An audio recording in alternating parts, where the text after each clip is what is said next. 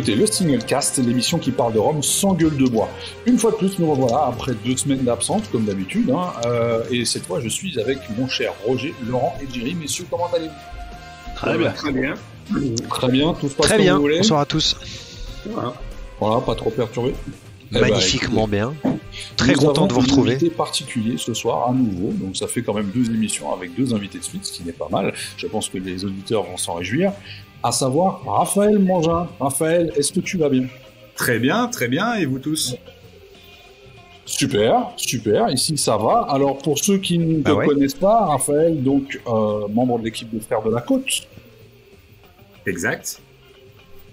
Voilà, et donc vous l'aurez compris, aujourd'hui on va parler voilier, environnement et vieillissement dynamique. Mais avant de venir à ce sujet du jour, je vais donner la parole à mon cher ami Roger qui va nous expliquer, qui va nous raconter les news de la semaine. Roger, on t'écoute. Exactement. Donc on a vu tous passer sur les réseaux sociaux cette semaine pas mal de Ramsay Gems qui vont sortir en collaboration avec Vélier. Donc ce sera des bouteilles noires comme d'habitude. Il y a du 98, du 2002, du 2010, du 2012, du 2015. En tout, il y en a 10, je pense. Ça va sortir bientôt. Donc certains chanceux ont déjà pu les goûter. Apparemment, c'est sympa. Donc on verra s'il y a moyen d'en trouver un ou deux, voire... mais c'est pas gagné. On verra. Ça s'annonce compliqué quand même. Ça s'annonce compliqué, mais bon, voilà. On verra. Jamaïque, moi. Martinique toujours. Dillon va proposer nouvelle référence. Donc ce sera Dillon 9 ans qui titre 43%. Et donc c'est disponible là maintenant tout de suite. Ça arrive de Martinique en métropole. Le groupe La Canne 2.0 va sortir le 2e batch de son rhum Réminiscence en collaboration avec Ferroni. Cette fois-ci, c'est un grand arôme vieilli en ex-fût de Belize. Donc c'est en route aussi, ça arrive bientôt. On a vu Guillaume poser avec la bouteille, donc ça arrive. JM arrive avec un nouveau Makuba, donc les rhums blancs dans les bouteilles décorées. J'aime beaucoup la nouvelle version. Et donc c'est un rhum blanc qui a été distillé en 2019 et qui repose en cuve inox depuis. Paparouillo en Guadeloupe vient de sortir son premier rhum élevé sous bois. Donc de ce que j'ai pu comprendre, il s'agirait d'un assemblage de 5 rhums différents de la Guadeloupe. Et vieilli ensuite dans des fûts de chêne français neuf, dans des fûts roux, US et enfin d'ex-cognac, le tout durant 15-20 mois et lentement réduit. Je ne sais pas si ça arrivera jusque chez nous, parce que c'est un petit peu compliqué apparemment pour le moment que ça quitte la Guadeloupe, mais bon, voilà. Et enfin, Spirit of Rome revient avec un très vieux Monguet de 23 ans, donc du millésime 2000. Donc du coup, c'est 22 en fait, pas 23. Et c'est un titre 54%. Et ça coûtera 99 €. Et donc là, ça c'est disponible maintenant. Voilà ce que j'ai vu passer. Parfait. Bah écoute, merci Roger pour ces quelques news. Et nous allons donc, comme promis, arriver au sujet du jour. Donc comme je le disais, on va parler environnement, voilier et vieillissement dynamique avec notre cher Raphaël. Alors Raphaël, juste pour ceux qui ne le sauraient toujours pas, parce que je suppose qu'il y en a, est-ce que tu peux rapidement nous expliquer en quoi consiste le projet des Frères de la Côte et comment vous en êtes arrivé à ce projet en fait? Yes. Avec plaisir, ouais. Alors, les Frères de la Côte, comment ça a commencé? Ça a commencé surtout d'abord avec la société Fair Transport, qui est pas une société française, qui est une société hollandaise. Fair Transport, qui est basée en Hollande, donc à Den Helder, à côté d'Amsterdam, et qui a été créée à l'initiative de 3 hommes, comme vous connaissez, 3 hommes en espagnol, Tres Hombres, du nom du navire. Et ces 3 hommes, ces 3 amis, c'est en fait 3 officiers de la marine marchande hollandaise, 3 jeunes officiers qui naviguaient ensemble sur le 3 mâts barque Europa, un grand navire école hollandais, un peu comme le Belém français. Et à la fin de leur navigation, ces 3 amis, c'était le capitaine en fait c'était le capitaine de ce navire, de ce grand 3 mâts barque Europa qui les appelait les Tres Hombres parce qu'ils étaient toujours fourrés ensemble. Et donc à la fin de leur périple, ces 3 amis ne voulaient pas continuer dans leur tradition de conduire des porte-conteneurs. Ils étaient voués à conduire des porte-conteneurs, des vraquiers, des pétroliers. Et donc c'est en 2007 qu'ils ont eu l'opportunité, de réhabiliter une vieille coque qui était en train de moisir à Amsterdam, qui est un ancien dragueur de mine de l'armée allemande, construit dans les années 40 et qui a eu plusieurs vies ensuite. Et en 2007, s'est retrouvé à moisir en Hollande. Et ils ont voulu prouver et montrer que après avoir navigué sur toutes les mers du monde et s'être rendu compte donc du fait de pas seulement la pollution engendrée par ces grands navires, ces grands porte-conteneurs, mais aussi la dérégulation sur les mers du commerce international. Ils ont voulu montrer qu'il était possible de refaire du transport de marchandises à la voile tout simplement. Donc ils ont réhabilité ce tresse en Bresse en à peu près 2 ans avec une centaine de bénévoles. Ils ont réhabilité ce voilier cargo pour le transformer, ce bateau qui était à la base un bateau à moteur, pour le réhabiliter en un voilier de transport de marchandises. Donc le tresse en Bresse, pour vous donner une idée, il fait 32 mètres de long et donc peut charger 35 tonnes de marchandises. Et donc en 2009, on les a croisés avec mon frère à l'époque. En 2009, on était à Saint-Martin, on était skipper à Saint-Martin. Et on les a vus arriver à l'ancienne, vraiment sans moteur. C'était la première fois qu'ils venaient. Ils arrivaient, c'était la première fois. Et au début, ils venaient pour l'aide humanitaire pour Haïti, pour amener de l'aide humanitaire. Et ils cherchaient des marchandises à transporter dans ce cargo. Et c'est mon frère qui les a rejoints 2 ans après. Ensuite, d'abord comme vu que tous les deux, on avait un bateau en bois, on s'y connaissait un petit peu dans la construction navale en bois. Mon frère les a aidés d'abord sur un chantier. Sur le chantier, tous les ans, le bateau est sorti pour être entretenu. Et il devait rester 3 semaines et il est resté 3 ans. Il a commencé comme marin, fait une rotation comme marin, puis second du capitaine et ensuite capitaine. Et c'est ensuite donc en tant que capitaine du bateau, ça faisait déjà plusieurs années qu'il ramenait donc du rhum, mais également du café, du cacao.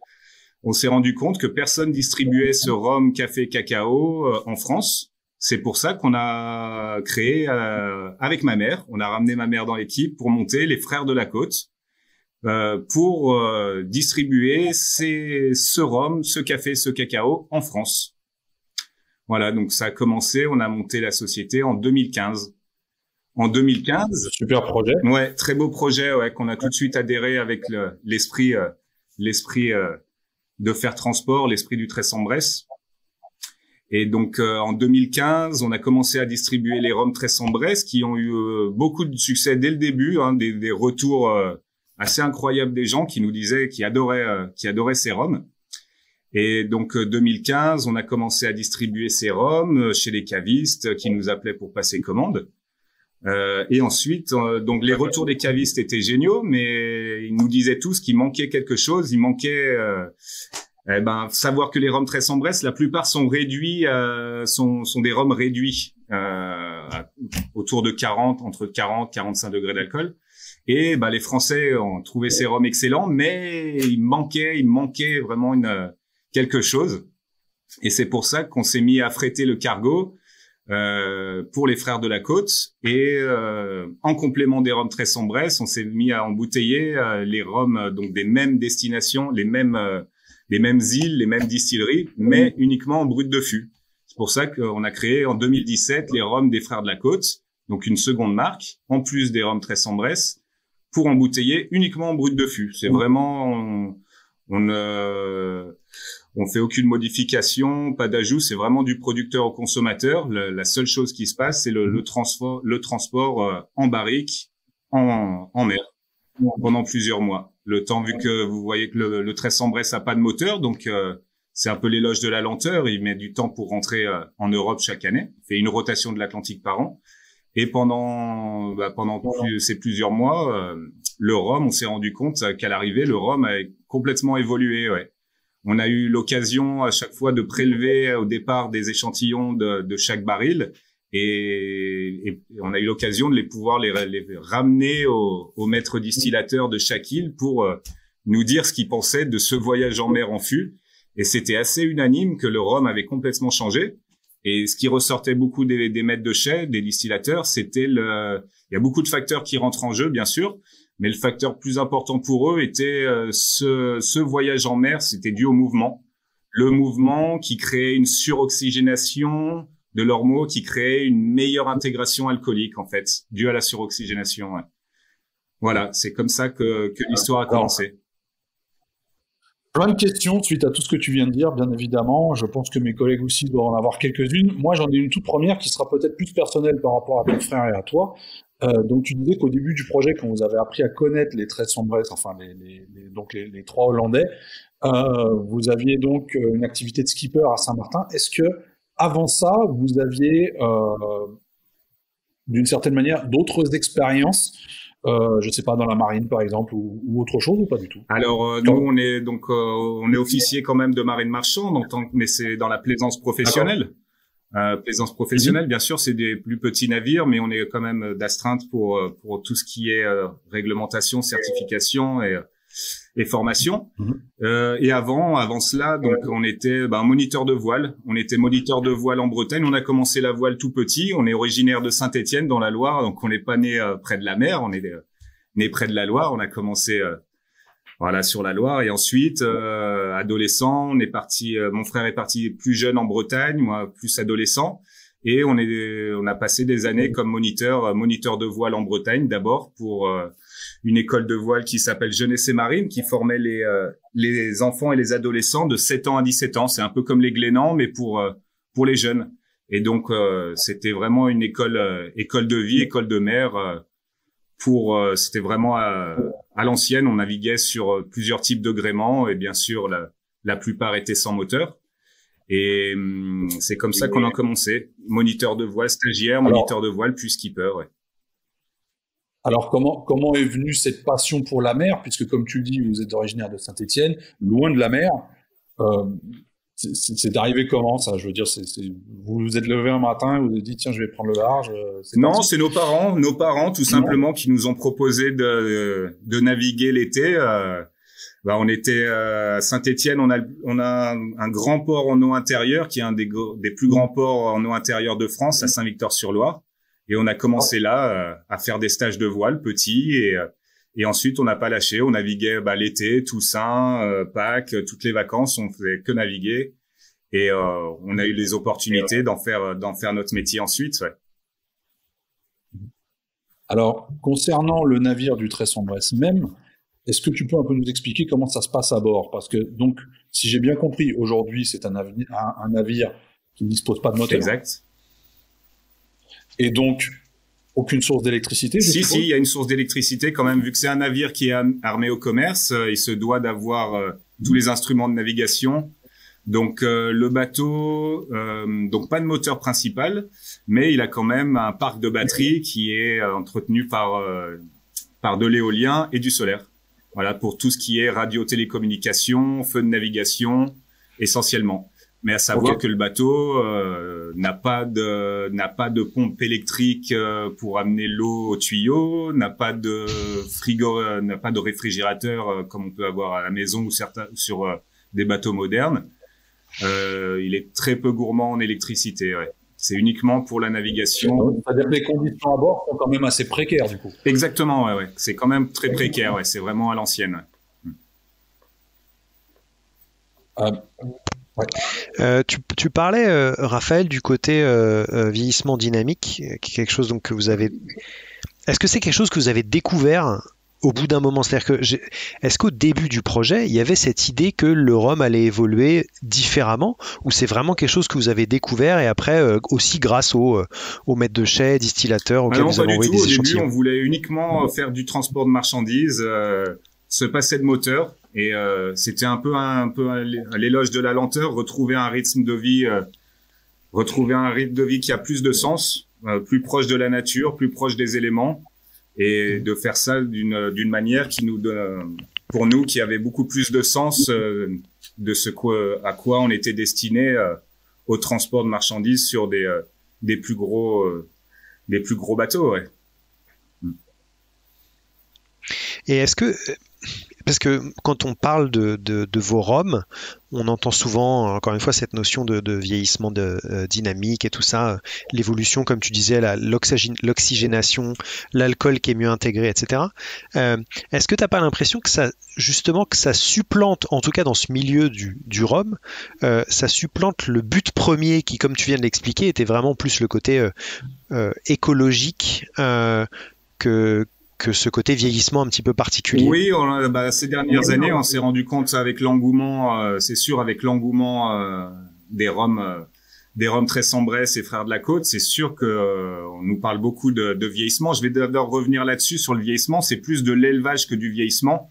Après avoir discuté avec Marc Sassier, responsable de l'AOC Martinique, on est plus sur de l'élevage que sur un vieillissement. C'est vraiment comme on peut parler de finition. Et c'est sûr que l'engouement du rhum aujourd'hui fait que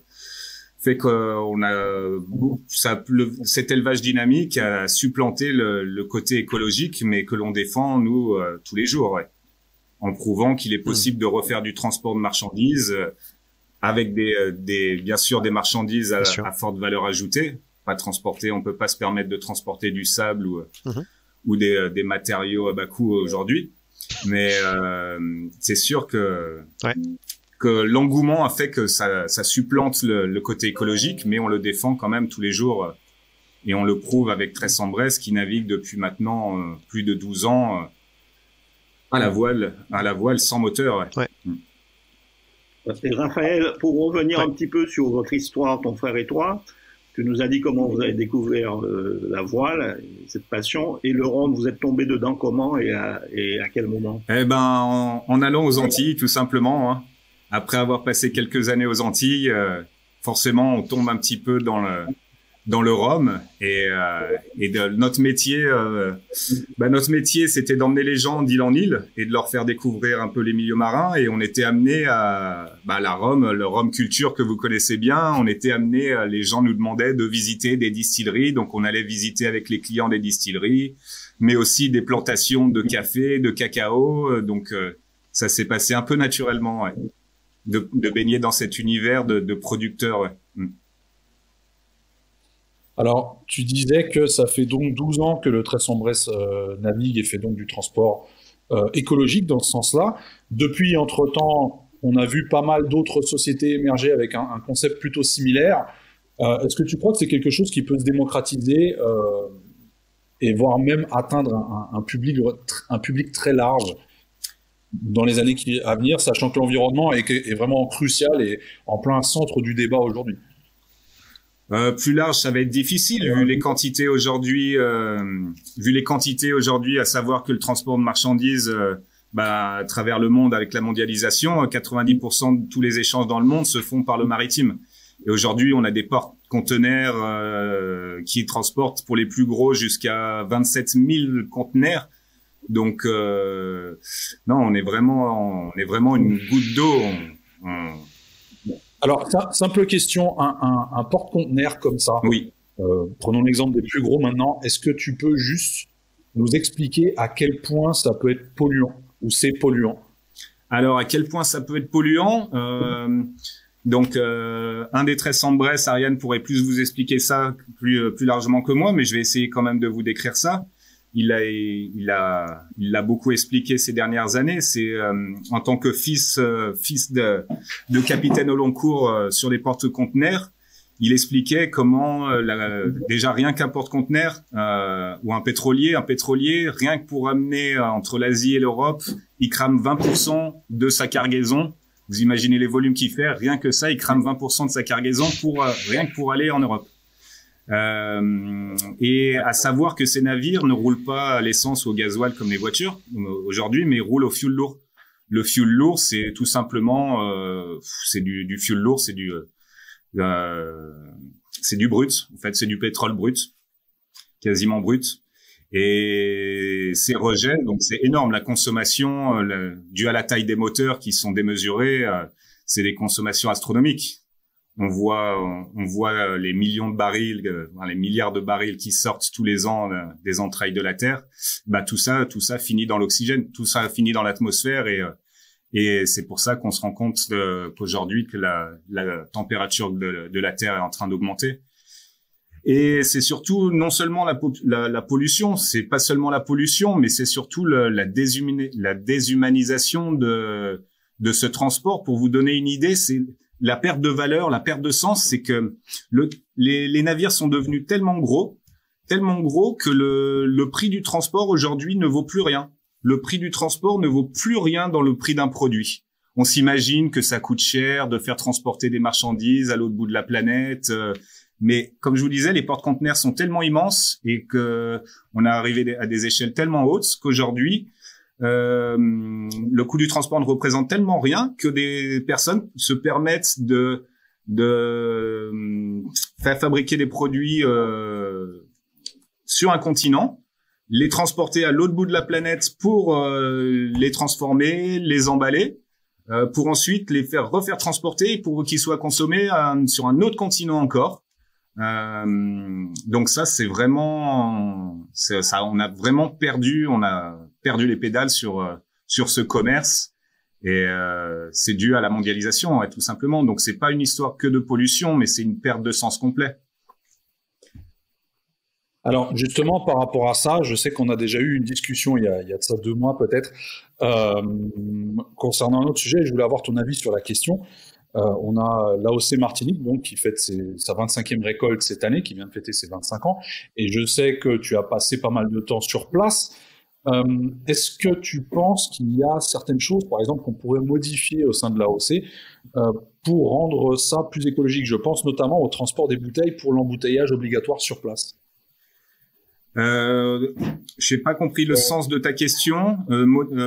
C'est-à-dire qu'aujourd'hui, l'AOC exige que les rhums vieux soient embouteillés sur place, donc en Martinique, et donc on est forcément obligé d'amener des bouteilles vides jusqu'en Martinique pour après renvoyer des bouteilles pleines, chose qui n'est pas le cas, pas forcément le cas pour les rhums blancs par exemple, oui, qui eux peuvent être embouteillés en métropole et donc envoyés par conteneur, enfin par grande citerne plutôt, en vrac. Exact. Et ben ça, c'est plus aux responsables de l'AOC de se poser les bonnes questions, s'ils sont prêts à faire évoluer le cadre de l'AOC pour pouvoir permettre justement des embouteillages en métropole. Après, je pense plus que c'est une question de protection par rapport à ces rhums d'exception que sont les rhums martiniquais et les rhums agricoles en général, qui représentent tellement une petite part dans la production des rhums mondiaux. C'est une question de protection, je pense, qu'ils ont choisi de mettre en critère premier un gros critère, l'embouteillage sur place. Mais est-ce qu'à un moment donné, on n'aurait pas un choix à faire entre production et écologie? C'est sûr. Bah, sachant que la plupart des bouteilles sont fabriquées en Europe, c'est sûr que ça aurait beaucoup plus de sens de ramener du rhum en vrac comme on le fait et de l'embouteiller directement sur place près du consommateur. Ouais. Alors, pour revenir à la vie, parce qu'on est passé au rhum, mais je tenais quand même à revenir à la vie sur le navire. Beaucoup de gens s'imaginent ça via les vidéos qu'ils ont vues de vous sur Internet, parce qu'il y a vraiment des superbes vidéos qui expliquent très bien ce que vous faites ou ce qu'on fait sur le Trait-sur-Brest. Et beaucoup de gens s'imaginent ça comme la vie de pirate. Est-ce que tu peux un peu nous décrire comment ça se passe, les gens, comment est-ce qu'on vit ce genre de traversée? Déjà, combien de temps est-ce que ça dure? Et comment ça se passe à bord? Est-ce qu'on peut boire à bord, par exemple? On peut, alors, à bord. Il y a des flux, il y a du rhum. Est-ce qu'on peut boire du rhum à bord? Alors, comme on se l'imagine dans un film de pirate, voilà. Alors, on peut boire du rhum à bord, mais pas en navigation, ouais. Déjà, en navigation, c'est vraiment particulier, cette navigation en haute mer. C'est que, moi, personnellement, on n'en ressent aucun besoin quand on est en haute mer, parce qu'on a tellement on est tellement en contact avec les éléments et les autres qu'on en ressent pas du tout le besoin. Et la vie à bord, non, la navigation, bien sûr, en tant que bateau de commerce, il est interdit d'être ivre sur le pont. Interdiction d'être ivre sur le pont, bien sûr, ouais. Le premier qui est ivre sur le pont en navigation est débarqué au prochain port. Ça, c'est clair et net. Et pour vous donner une idée de la vie un petit peu à bord et du trajet, c'est le bateau, donc 32 mètres, il il embarque, il y a 15 marins à bord pour chaque traversée. Il part pour une campagne de 7 mois environ tous les hivers. Il part de son port d'attache en Hollande. Donc c'est 15 marins. Sur ces 15 marins, il y a 5 marins professionnels, dont c'est leur métier, des officiers, donc un capitaine, un second, un bossum, un numéro 3, un maître d'équipage et également des matelots de pont et un cuisinier. Le poste le plus important, le cuisinier. Ouais. Donc il y a une vraie hiérarchie. En fait. Et il y a une hiérarchie complètement. Ah oui, il y a bien sûr, il y a complètement une hiérarchie. Et ensuite, il y a donc 5 marins professionnels, un cuisinier, mais aussi des stagiaires. À savoir que c'est également un bateau école. Donc, ce sont 8 stagiaires qui, eux, donc payent une caisse de bord pour vivre l'aventure. Il y a différents profils. Il y en a qui sortent justement d'école maritime pour valider, pour breveter leur diplôme, parce que quand on sort, on a les diplômes, mais il faut les breveter ces diplômes avec de l'expérience. Donc, ils ont besoin de mois d'enrôlement.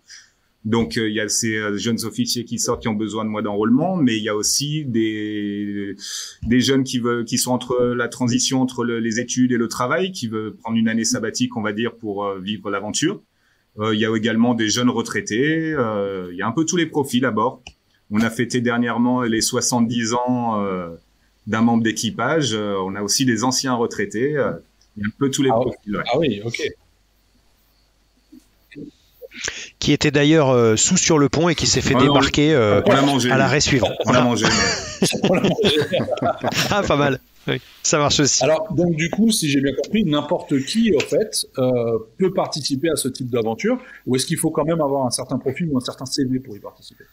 C'est bien d'avoir un CV, d'avoir toujours navigué un petit peu, parce que il faut avoir si on n'a pas ça peut être un enfer si on n'est jamais monté sur un bateau et qu'on n'a pas un minimum de pieds marins, on peut découvrir l'enfer, ouais, c'est sûr. Est-ce que c'est déjà arrivé? Vous avez déjà eu des gens comme ça à bord qui n'étaient pas, pas forcément doués? Oui, qui ont été tellement malades, qui pensaient pouvoir naviguer un peu plus loin et qui ont dû écourter un petit peu leur trajet parce que vraiment, oui, le roulis, la mer les mettait tellement mal qu'ils ne voyaient plus les choses de la même façon et qui ont finalement débarqué plus tôt que prévu, ouais. Alors tu parles. Ouais, c'est une de mes grandes tristesses, ça. Je sais que je pourrais pas. Des hommes. J'ai une question concernant le rhum. Est-ce qu'il vous est déjà arrivé d'avoir, après la traversée, à l'arrivée, avoir un fût de rhum qui est mal supporté la traversée, qui soit inexploitable? Eh ben ça, bizarrement, jamais. Jamais. Ouais. Les alcools distillés, on a eu cette expérience avec le vin. Avec le vin qui est pas un alcool distillé, mais qui est vraiment un alcool vivant. Le vin en barrique, oui, là, c'est vraiment uniquement la fermentation. Donc là, oui, on a eu, pour donner une idée, ça se faisait anciennement. Mais pour vous donner une idée, en moyenne, sur 3 barriques de vin qui partaient, deux arrivaient sublimées et la 3e était bonne pour faire du vinaigre. Après, un excellent vinaigre. Ça dépend du vin aussi à la base. Mais avec le rhum, non, jamais de souci. Il a toujours été d'ailleurs les alcools distillés suroxygénés. On a toujours eu des très bonnes surprises. Ouais. Alors aujourd'hui, si je me trompe vous ramenez des.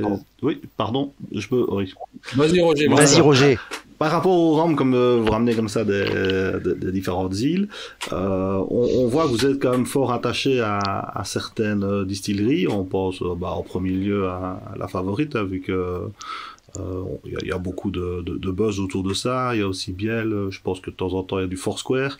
Est-ce que vous avez déjà eu des distilleries qui se seraient manifestées pour essayer de faire le même genre d'expérience ou des choses qui vont un petit peu évoluer dans l'avenir ou de nouvelles destinations? Tu veux dire des distilleries qui nous auraient contactés pour faire transporter leur rhum? Oui, un peu comme la Favorite le fait par exemple en Martinique. Est-ce que d'autres seraient potentiellement intéressés ou c'est vous qui prospectez entre guillemets et qui achetez et qui allez en direct? Ou il peut y avoir dans l'autre sens aussi? Pour l'instant, non, c'est nous qui prospectons et on rencontre les gens Après, il y a des distilleries qu'on a pu rencontrer dans les salons qui étaient intéressés, mais pour l'instant, non, pas particulièrement. On prospecte, on rencontre. C'est surtout des aventures humaines à chaque rencontre des escales. C'est ce qu'on aime aussi faire, c'est qu'il y ait un côté humain, pas uniquement d'échanges commerciaux. C'est vraiment des relations humaines. À chaque fois qu'on essaie de travailler avec un producteur, c'est de pérenniser l'activité pour pas faire comme on dit, un one shot, mais de pérenniser l'activité à long terme. Oui, pour que ça reste un rendez-vous avec les consommateurs et les passionnés, quelque chose comme ça.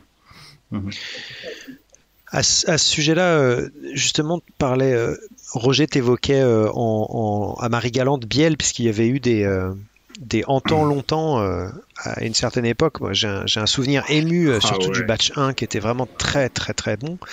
Je dis une bêtise ou ça fait un moment qu'il n'y a pas eu de Biel? Non, ça fait un moment qu'il n'y a pas eu de Biel. On a travaillé avec Dominique Thierry et son neveu Jérôme. Donc pour faire ce batch justement sur en temps longtemps, on a chargé, je crois que c'était en 2017 si je m'abuse, 2017 ou 2018. Et ensuite mon frère a travaillé pour Dominique Thierry directement pour réhabiliter sa goélette Biel Marie-Galante qui a fait beaucoup de bruit quand elle a coulé. C'est mon frère qui a repris le chantier en main pour la réhabiliter, cette goélette, et qui lui a fait faire sa première rotation de l'Atlantique pour réaliser le rêve de Dominique Thierry, qui était de traverser l'Atlantique à la voile, qui était son rêve de gosse. Et donc, mon frère a réhabilité cette goélette, et c'est ensuite d'autres skippers qui ont fait les rotations. Et bien sûr, c'est la 3e année, je crois, qu'elle a connu ce destin tragique qu'on connaît aujourd'hui, donc à s'être échoué sur la pointe des châteaux. Mais non, après avec Dominique Thierry, non, on n'a pas réitéré l'aventure plus que ça, ouais.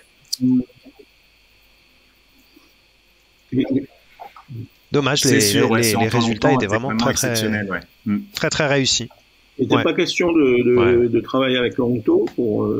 Avec qui, pardon? Pour l'export. Avec la distillerie Longto pour exporter leur rhum vers la France. Non, je crois que c'était une autre initiative d'une autre compagnie qui voulait faire du transport de marchandises également à la voile, qui a commencé à communiquer sur Longto, Mais non, ce n'était pas nous.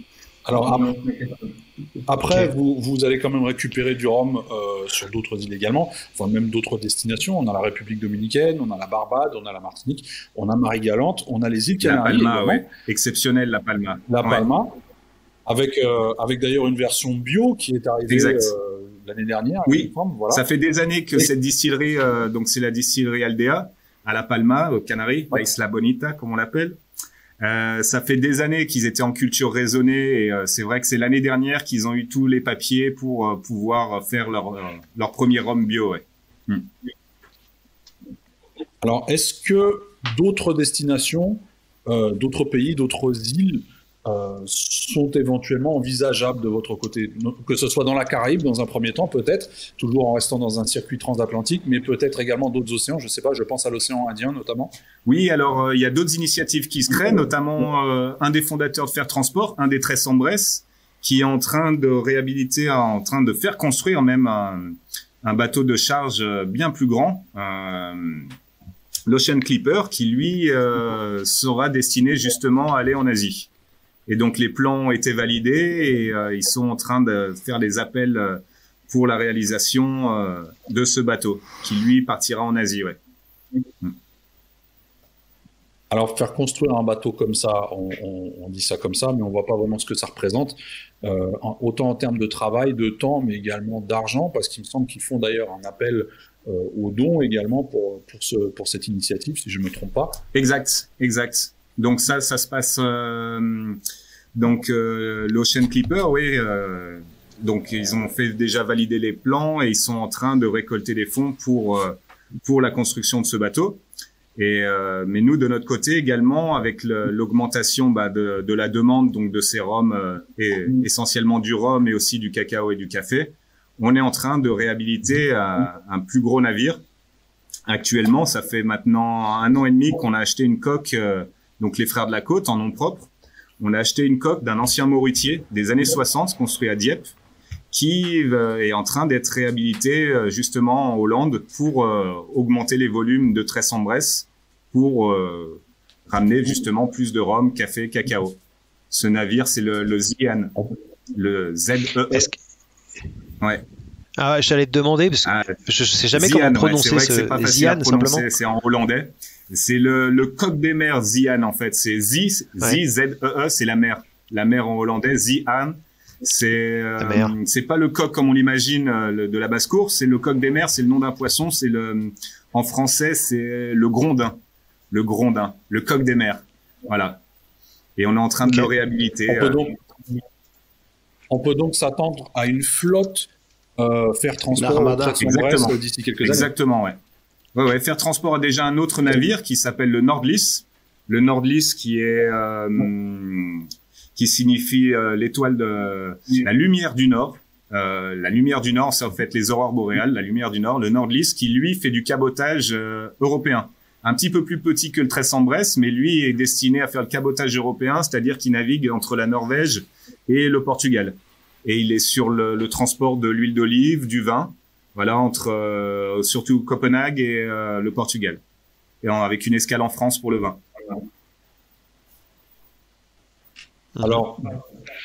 Alors du coup, tu as déjà un peu répondu, parce que moi j'allais te demander, j'ai entendu parler du Zian depuis un moment, et est-ce qu'un second bateau va suffire? Parce que l'impression qu'on a, et peut-être que je me trompe, mais qu'en effet, c'est ça, mais alors je savais pas qu'il y en avait forcément celui qui était pour l'Asie, je savais pas qu'il était en chemin aussi.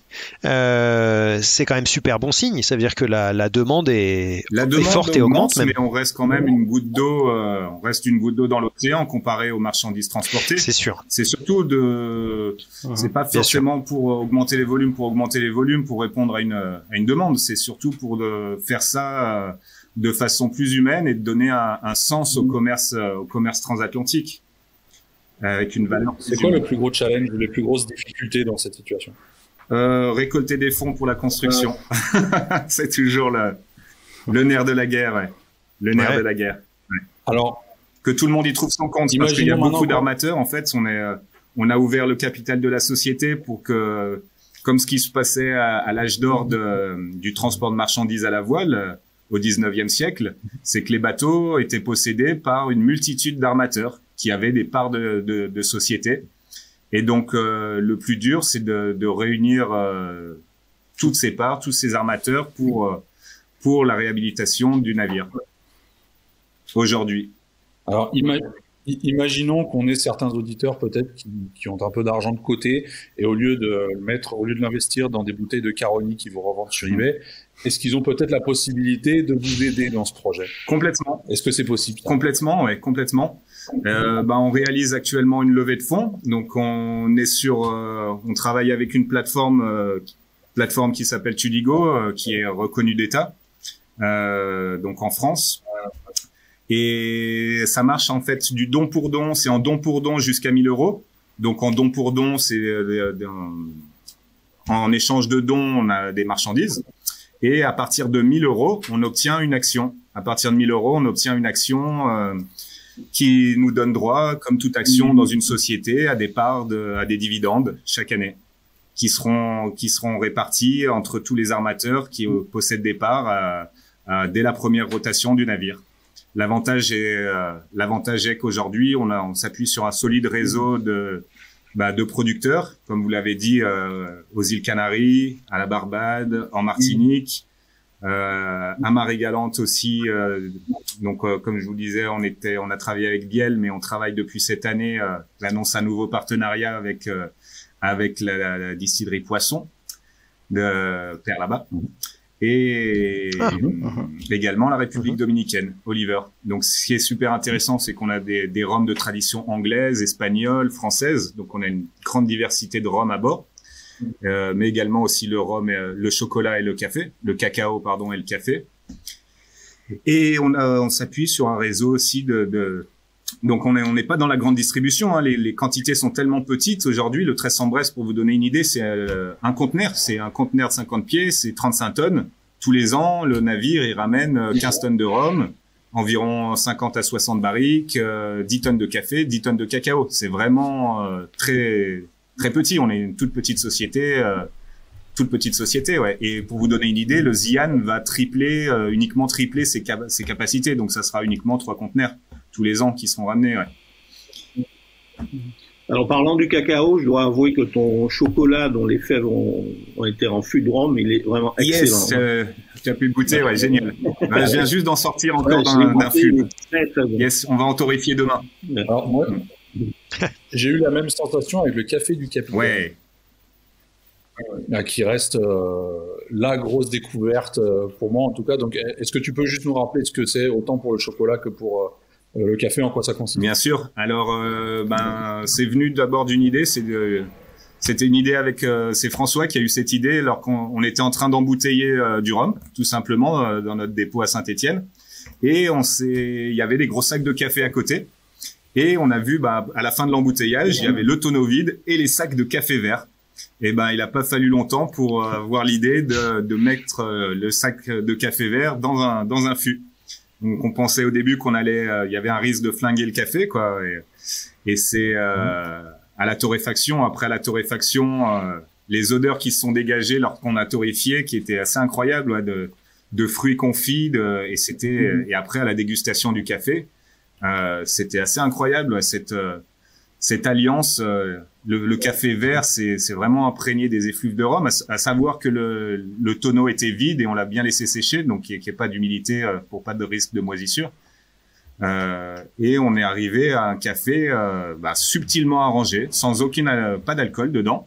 Donc c'est pas un vrai café arrangé, mais c'est très subtil, c'est très gourmand. On est sur des notes de fruits confits, ouais, c'est vraiment particulier. Et on fait ça sur différents fûts, donc ça soit Foursquare ou Favorites. On a des résultats différents, et on a des retours, des très bons retours. Et les gens aiment beaucoup, ouais. Alors, je sais que la Jamaïque est plutôt à la mode en termes de rhum depuis quelques temps maintenant. Est-ce que c'est une destination que vous avez déjà essayé de faire avec le Tresson-Bresse pour récupérer des fûts justement de rhum jamaïcain ou pas du tout? On a eu quelques contacts. On a essayé d'aller. On aimerait faire une escale en Jamaïque prochainement avec le Tresson-Bresse, mais rien n'est encore planifié. Ouais. Sachant que les cales du cargo sont pleines depuis maintenant plusieurs années. On a plus des manques de place à bord du voilier que des manques de producteurs. Ok. On parle beaucoup du futur, entre guillemets, de comment de nouvelles distilleries pourraient faire partie de l'aventure, etc. Moi, je m'interroge sur le début, au départ, quand il y avait... comment ça s'est passé avec la première distillerie, par exemple? Ça a été qui la première distillerie? Comment vous les avez approchés? Alors, la première distillerie pour Tresson-Bresse, donc quand les Tresson-Bresse sont arrivés aux Antilles, ça a été Oliver, en République dominicaine. Ça a été la première distillerie avec qui ils ont travaillé. Et puis pour les Frères de la Côte, la première distillerie avec qui on a travaillé, c'était Biel. Et on était amené, c'était Biel. Et ensuite, on a travaillé avec la Favorise, qui maintenant c'est la 5e année avec qui on travaille. Et moi qui vivais en Martinique comme skipper depuis maintenant une dizaine d'années. Tout simplement, je connaissais très peu la Favorite, vu que c'était une des plus petites distilleries de l'île. Et j'ai connu, de par leur cuvée mythique, la Flibuste, qui était la cuvée la Flibuste, la bouteille de pirate par excellence. Et c'est comme ça que je suis allé directement voir Franck et Emmanuel. Et on s'est rencontrés comme ça, et ça a été le déclic. Moi, ça a été le déclic un peu parce que c'était une des premières distilleries que je prenais le temps vraiment de visiter, on a pu m'expliquer le fonctionnement avec et j'ai été un peu fasciné par leur machine à vapeur ils étaient vraiment dans la même optique que nous, quoi, de travailler. C'était écologique, économique. Ils étaient travaillés en autonomie. Donc ça a été comment dire, logique, ouais. Une suite logique de traverser, de remplir de ces rhums d'exception à bord du Tresson-Bresse, ouais.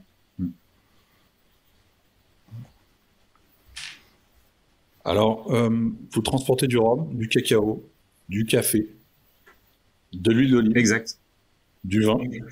Est-ce que j'ai oublié quelque chose? Du cognac et de l'armagnac aussi depuis quelques années. Pour vous donner une idée, on essaie de remplir le bateau à l'aller. Donc vers les Antilles. Exactement. Ben, le bateau, sachant, comme je vous ai dit, il est plein depuis plusieurs années au retour avec rhum, café, cacao, mais il n'est pas entièrement plein à l'aller. À l'aller, comme je vous disais, le bateau, il part tous les ans pour une campagne de 7 mois, son port d'attache en Hollande. Il part au mois de novembre et il s'arrête en France. Et en France, depuis maintenant 2 ans, on charge le meilleur de nos savoir-faire français pour destination de la Martinique. Donc à savoir, on a déjà chargé donc de l'Armagnac, une grande maison d'Armagnac en France. Donc en fût toujours. Toujours en fût. Ouais. Il y a que le vin qui voyage en D'accord. bouteille. Le vin voyage en bouteille, comme je vous disais, pour le stabiliser, malgré qu'il évolue quand même aussi en bouteille, mais au moins il arrive pas en vinaigre. Mais ça arrive en fût. Ça voyage en fût. Ouais. Ce cognac, cet Armagnac, on avait aussi du Pinot des Charentes. Et tout ceci, ces cognacs Armagnac, Pinot des Charentes, on les a entonnés donc au départ du Tressan-Bresse dans nos anciens fûts de rhum, tout simplement. Donc comme ce qui se faisait à l'inverse, le cognac, le rhum qui revient dans des fûts, souvent de cognac, le rhum qui revient dans des fûts de cognac, et là on fait l'inverse, c'est-à-dire on utilise nos anciens fûts de rhum, que ce soit Favorite, Foursquare, Oliver ou Aldea, on met du cognac dedans. On va directement chez le producteur pour les faire remplir de cognac, d'Armagnac ou de Pinot, et on les amène au port, qui se passe le plus souvent à Douarnenez, donc en novembre, pour les amener aux Antilles. Voilà, pour boucler la boucle. Et du coup, arrivé aux Antilles. Et aux Antilles, on embouteille. Sous votre nom, du coup, enfin sous votre main. Oui, toujours les Frères de la Côte, ouais, exactement. Mais on communique énormément, on met en valeur énormément les producteurs. Le but étant, nous, on est uniquement transporteurs maritimes. On est amené à embouteiller justement ces rhums pour essayer de financer justement ce transport qui est plus coûteux que le transport, comme je disais, plus coûteux que le transport de marchandises conventionnel en porte-conteneurs. Et donc, on communique énormément sur les producteurs parce que c'est leur métier, leur savoir-faire, leur passion. Et c'est vraiment notre savoir-faire français qui est historique. On travaille avec la maison Jean Cavé. La maison Jean Cavé, depuis le 19e siècle, ils ont les plus vieux millésimes d'Armagnac au monde. La maison François Voyer de Cognac aussi, en premier cru Grande Champagne, qui fait d'excellents, pour moi, les meilleurs cognacs au monde. Ouais. Donc aux Antilles, on peut trouver c'est vrai que sur les bouteilles, des cognacs et Armagnac embouteillés par les Frères de la Côte. Exact, c'est ça. Mais on les trouve qu'aux Antilles, on les trouve qu'en Martinique. Il y a beaucoup de gens qui nous demandent en métropole, en France, on veut du cognac, on veut de l'Armagnac, mais non, allez voir directement le producteur. Allez voir, on les conseille, on les envoie directement chez le producteur, Jean Cavé, François Royer, le domaine d'Éclair. C'est injuste parce que pour le coup, on aimerait bien voir la différence aussi, ce que ça a pu provoquer. Et pour ça, il faut aller visiter. Il faut aller visiter l'île aux Fleurs pour ça. Exactement. Bon, c'est ça. Aller en Martinique pour boire du cognac, c'est un peu contradictoire. C'est sûr. Mais qui a voyagé dans les fûts de rhum. C'est ça. Et le bateau, pour revenir à ça aussi également, pour le charger à l'aller, ça fait depuis des années que le bateau à l'aller, il est chargé à l'aller avec des fûts de seconde main, parce qu'à savoir que vous savez qu'il est de plus en plus difficile pour les distilleries d'obtenir des fûts. Donc il est très dur d'avoir non seulement du rhum mais aussi des fûts. Donc depuis le début de l'aventure, le bateau s'arrête en France mais aussi au Portugal pour charger des fûts de seconde main. Donc en France, il va charger des fûts de seconde main de cognac, d'Armagnac et de Pinot des Charentes. Et au Portugal, il va charger des fûts de seconde main de vins espagnols et portugais. Porto, Madère, Sherry Oloroso, Moscatel, Pedro Jiménez. Ce qui se faisait en fait, à l'âge d'or du transport de marchandises à la voile, tout simplement. Avant, c'est pour ça qu'on avait l'habitude de boire aux Antilles. Encore aujourd'hui, c'est vrai, on a plus l'habitude de boire des rhums blancs aux Antilles et de boire des rhums ambrés, des rhums vieillis en métropole. C'est parce qu'avant, c'était la norme. Le rhum rentrait uniquement en barrique. Et ces mois de mer en barrique faisaient que le rhum n'était plus blanc à l'arrivée et était complètement ambré, complètement vieilli. Ouais. C'est-à-dire que les Antilles, on buvait de l'armagnac et du cognac. Pardon? À l'époque, à cette même époque, aux Antilles, je veux dire, les classes sociales aisées buvaient du cognac et de l'armagnac qui arrivaient de métropole. Exactement. Donc c'est pas idiot de le refaire actuellement. Exactement. Oui, c'est-à-dire ce qu'on a tendance à oublier, c'est qu'à cette époque-là, le fût n'a jamais été utilisé dans le but de stocker sur le long terme et faire vieillir pour changer les arômes d'un produit, mais c'était plus une question de transport et de logistique. Ah oui, complètement, ouais. Complètement. Alors qu'aujourd'hui, on achète des fûts pour les poser quelque part et les laisser vieillir pendant Exactement. Exactement. Est-ce que ça quelque part, ça c'est pas anti-écologique? Ah bah c'est sûr. C'est sûr. Il y a une partie anti-écologique, ouais. Mais après, moi je compare ça, c'est l'adaptation des gens qui aiment tellement ces rhums vieillis, ces rhums suaves, ces rhums que les distillateurs, les maîtres de chai ont bien compris l'intérêt de faire vieillir ces rhums en barrique pour leur donner plus de caractère. Alors tu le disais, il y a un manque qui commence à se faire ressentir de fût, qui provient d'ailleurs d'un manque de disponibilité de bois, puisqu'il y a une grosse demande en Chine, notamment. Comment est-ce que tu vois un peu l'avenir par rapport à tout ça? Oula, pas évident. Et c'est sûr, on voit la pression, la difficulté d'avoir du bois aujourd'hui en Europe. Pour l'avenir des barriques, ça risque d'être de plus en plus compliqué. C'est pour ça aussi qu'on utilise. Bon, après nous, c'est à une échelle. On est tellement une goutte d'eau que on n'a pas vraiment ce problème, et surtout qu'on essaye de réutiliser les barriques au maximum pour. C'est dans la démarche aussi écologique, économique, de réutiliser ces barriques, mais aussi qualitatives, parce que vraiment, comme on voyait, ces échanges de mettre du rhum dans des anciens fûts de cognac amène une complexité aromatique supérieure. Mais c'est sûr que ça va être pour les grandes maisons, pour les très grandes maisons, c'est sûr qu'à l'avenir, ça risque d'être de plus en plus compliqué, ouais. Alors cette émission touche tout doucement à sa fin, je dis bien tout doucement, même si j'imagine que mon cher Laurent aura encore 3 ou 4 questions à poser. Laurent? Mais non, si tu veux, je peux être sage. D'accord. Alors dans ce cas-là, Raphaël, est-ce que tu aurais peut-être, on va dire, un conseil général ou un message à faire passer aux auditeurs et aux gens qui écoutent cet épisode, justement, que ce soit, enfin j'imagine que ça sera écologique forcément, mais est-ce que tu aurais un message à faire passer? Un message à faire passer, déjà de remercier tous les gens qui nous suivent et qui suivent l'aventure. Et un message à faire passer. D'ailleurs, ceux qui veulent suivre l'aventure, est-ce que vous avez un site internet ou quelque chose où on peut retrouver toutes ces informations? Oui, bien sûr, on a le site. Donc, premièrement, il y a le site de Fer Transport, donc qui est l'armateur, le propriétaire du Tresse-en-Bresse, avec qui on travaille très étroitement. Fertransport.eu. Et donc nous, on est les représentants français, hein, on est les Frères de la Côte, c'est lesfrèresdelacôte.eu. Et si j'ai un message à passer, n'hésitez pas à vous informer sur notre levée de fonds actuelle sur la réhabilitation du Zian, si vous voulez prendre part à l'aventure, pour qu'on puisse vivre d'autres aventures à la voile, pour nous ramener des petites pépites encore tout au long de l'année. Alors, je crois que Jerry a... J'ai une dernière question, Raphaël. Est-ce qu'il est toujours, envisageable de voir le Tresse-en-Bresse remonter l'estuaire de Bordeaux pour le Rhumfest Bordeaux? Pas évident. Alors, pas évident, sachant qu'il n'a pas de moteur, ouais. Sachant qu'il n'a pas de moteur, ouais. Vous imaginez bien. Donc, il y a uniquement dans les îles françaises, Martinique et Guadeloupe, qu'on fait ce genre de chargement. Donc, je pense que pas mal de gens en ont entendu parler, ce chargement traditionnel où les distilleries nous amènent directement les fûts sur la plage et on nage avec les fûts jusqu'au bateau.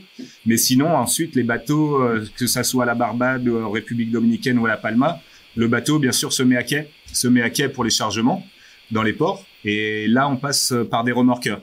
Des remorqueurs, donc, qui nous poussent jusqu'à arriver à la place de port. Et sachant l'estuaire de la Gironde nécessite grand remorquage. Donc c'est encore le nerf de la guerre. Le financement des remorqueurs, ça coûte très cher. Ouais. Ça coûte très cher les remorqueurs à l'heure de remorquage. Ouais. Bah voilà, super. Bah en tout cas, Raphaël, on te remercie d'avoir participé à cette émission. C'était vraiment un plaisir et je pense qu'on en a appris beaucoup dans cet épisode. On espère te retrouver bientôt sur un salon, je suppose, je ne sais pas, ou peut-être en Martinique, en mer. Exact, oui, on fait les prochains salons, justement, on en parlait récemment, les prochains salons seront des salons nautiques, bizarrement. On sera, ouais, bizarrement, on fait pas que des salons de Rome. On sera au Sable d'Olonne du 1er au 3 avril. Sable d'Olonne, et ensuite on fait aussi salon gastronomique, c'est salon Mer et Vigne qui se passe dans les terres, pas très loin de la Suisse, dans le pays de Gex. Et également on vient d'apprendre qu'on sera au Grand Pavois de La Rochelle en septembre. Par contre c'est un peu plus loin, mais on sera aussi pour vous voir, on se reverra au Bordeaux Rome Festival bien sûr en juin. À Bordeaux. Yes. Exactement. Ça a été confirmé. On me l'a confirmé cette semaine. Effectivement, vous serez donc présent au Bordeaux Rome Festival 2022 fin juin, donc les 25 et 26 juin prochains. Donc voilà. Bah merci en tout cas d'avoir participé à cette émission. Merci à vous. Pour les auditeurs qui souhaitent éventuellement en savoir un peu plus, n'hésitez pas à aller voir le site internet du Singlecast où vous retrouvez également tous les épisodes précédents des 3 saisons jusqu'à celui-ci. Et puis sinon, on se retrouve dans 2 semaines pour un nouvel épisode avec mes chers compatriotes. Allez. Bah ouais, on sera présent aussi. Dans ce cas-là, je vous dis à dans 2 semaines. Merci et bye bye. Bye bye, bonne soirée. À bientôt. Merci, Ciao. salut.